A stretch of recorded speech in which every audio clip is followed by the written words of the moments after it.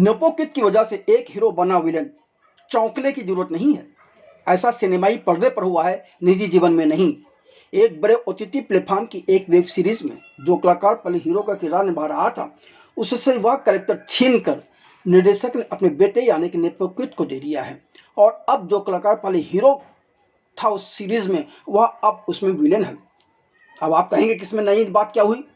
बॉलीवुड में कलाकारों की अदला बदली तो आम बात है, यह भी सच है, मगर यह मामला अपने नेपोकिड को एडजस्ट करने का है। आज हम इस वीडियो में इसी पर विस्तार से आगे बात करेंगे। उससे पहले हम चाहेंगे कि इस वीडियो को अंत तक देखें और इसकी जानकारी आपको अच्छी लगे तो इस वीडियो को अपने दोस्तों के बीच शेयर करना और वीडियो को लाइक करना ना भूलें। बॉलीवुड में पिछले कुछ वर्षों से नेपोटिज्म का मुद्दा काफ़ी गरमाया हुआ है। नेपोटिज्म के खिलाफ कंगना रनौत लंबे समय से आवाज़ उठाती रही हैं, मगर नक्कार खाने में किसी की सुनवाई नहीं होती। हम यह नहीं कहते हैं कि नेपोटिज्म गलत है। नेपोटिज्म तो हर क्षेत्र में है, हर व्यवसाय में नेपोटिज्म है। डॉक्टर का बेटा डॉक्टर या इंजीनियर के बेटा इंजीनियर या राजनेता के बेटा राजनेता ही बन जाता है।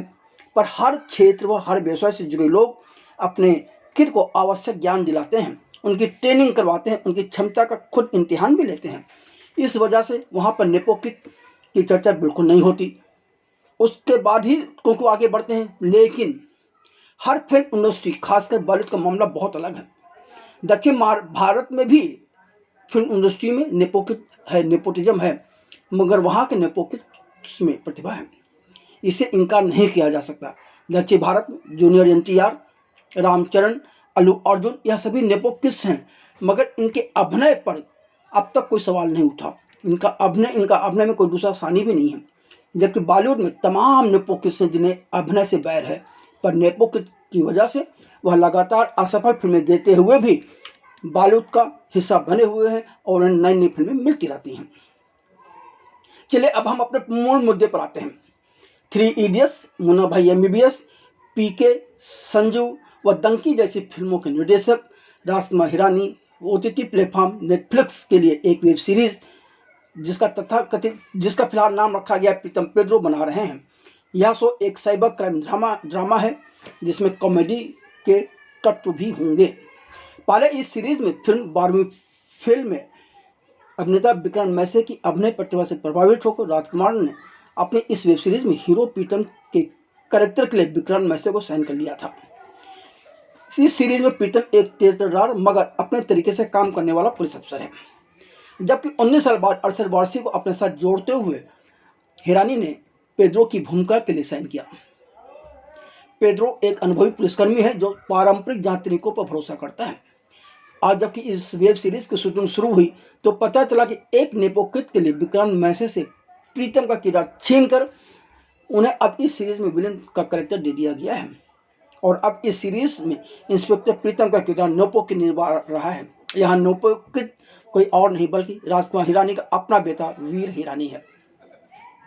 बताया जा रहा है कि राजकुमार हिरानी का बेटा लंदन में राधा यानी कि Royal Academy of Dramatic Art से एक्टिंग की ट्रेनिंग लेकर 2023 में ही मुंबई आ गया था। दावा यह भी किया जा रहा है कि इससे पहले 2019 में वीर हिरानी ने दूसरी कक्षा सहित कुछ लघु फिल्मों में अभिनय किया था। इतना ही नहीं, मुंबई वापस आने के बाद वीर हिरानी ने मशहूर रंगकर्मी फिरोज अब्बास खान के प्ले लेटर्स ऑफ सुरेश में एक्ट किया है। कुछ लोगों की बात मानी जाए तो इस प्ले में 35 मिनट के मोनोलॉग में वीर हिरानी सभी का ध्यान अपनी तरफ आकर्षित करते हैं, मगर वीर हिरानी को सिनेमा के पर्दे पर आने का अवसर नहीं मिल रहा था। वह एक बेहतरीन अवसर और बेहतरीन निर्देशक की तलाश में थे, पर पता नहीं क्यों ऐसा हो नहीं पा रहा था। तो स्वाभाविक तौर पर राजकुमार हिरानी का पुत्र मुँह जागना ही चाहिए। राजकुमार हिरानी ने तुरंत अपनी वेब सीरीज प्रीतम पेद्रो में प्रीतम के कैरेक्टर के लिए वीर हिरानी को जोड़ते हुए विक्रांत मैसी के सामने प्रस्ताव रख दिया कि वह चाहे तो इस सीरीज में विलेन की भूमिका निभा सकते हैं।